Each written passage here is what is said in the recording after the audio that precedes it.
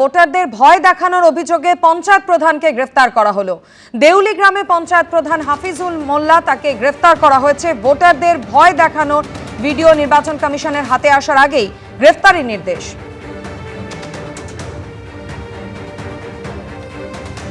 আরো বিস্তারিত জানাবো প্রতিনিধি রুমা পাল আমাদের সঙ্গে টেলিফোন লাইনে রয়েছেন। রুমা, নির্বাচন কমিশনের পক্ষ থেকে ঠিক কি জানানো হয়েছে? দেখো, জানি রাখি দক্ষিণ চব্বিশ পরগনার জীবনতলা পুলিশ স্টেশনের অন্তর্গত যেটা দেউলি গ্রাম পঞ্চায়েত প্রধান, সেখানে হাফিজুল মোল্লা গ্রেপ্তার করা হয়েছে এবং দিনের আলোয় ভোটারদের ভয় দেখানোর ভিডিও কিন্তু নির্বাচন কমিশনের হাতে আসার পরই কিন্তু গ্রেপ্তারের নির্দেশ দেওয়া হয়েছে এবং নির্বাচন কমিশন থেকে জানানো হয়েছে যে প্রয়োজনীয় আইনি পদক্ষেপ নেবে পুলিশ, এমনটাই জানানো হয়েছে। সেক্ষেত্রে দেখা যাচ্ছে যে এই যে ভিডিওতে দেখা যাচ্ছে যে আবারও এখানে যারা ভোটার রয়েছে তাদেরকে কিন্তু ভয় দেখানো হচ্ছে, প্রথমত তারা যাতে না ভোট দিতে বেরোন এবং সেক্ষেত্রে ভোটের দিনে যেন অসুবিধা তৈরি হবে, এরকম ধরনের একটা ভিডিও ভাইরাল হয়েছে।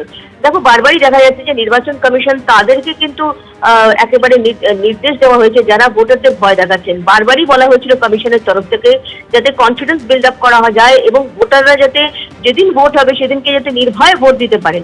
নির্ভয়ে ভোট দেওয়ার জন্য কিন্তু বারবার নির্বাচন কমিশনের তরফ থেকেও কিন্তু রাজ্যের ডিজি থেকে শুরু করে সিএস থেকে শুরু করে এবং প্রত্যেকটা উপমহল থেকে নিয়ে একদম নিচু তলার যে পুলিশ প্রশাসন রয়েছে প্রত্যেকে কিন্তু বার্তা দেওয়া হয়েছে যে কোনোভাবে যাতে কোনো ভয় দেখানোর বিষয়টা সামনে না আসে এবং কোনোভাবে যাতে ভোটারদের কিন্তু ভয় দেখানো হচ্ছে এই বিষয়টা সামনে আসলে কিন্তু তৎক্ষণাৎ যে এই ঘটনা ঘটাচ্ছে তাকে গ্রেপ্তার করতে হবে এবং সঙ্গে সঙ্গে সেই ব্যবস্থা গ্রহণ করতে হবে, আইনি পদক্ষেপ নিতে হবে।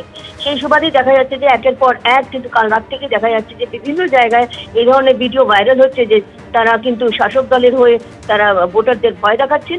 সেই বিষয়টা কিন্তু নির্বাচন কমিশনের কাছে পৌঁছচ্ছে এবং নির্বাচন কমিশন ইতিমধ্যেই প্রত্যেককে কিন্তু গ্রেপ্তারের নির্দেশ দিয়েছে। তারপরে জানা যাচ্ছে যে হাফিজুল মোল্লাকে গ্রেপ্তার করা হয়েছে এবং আইনি পদক্ষেপ করা হবে তার বিরুদ্ধে।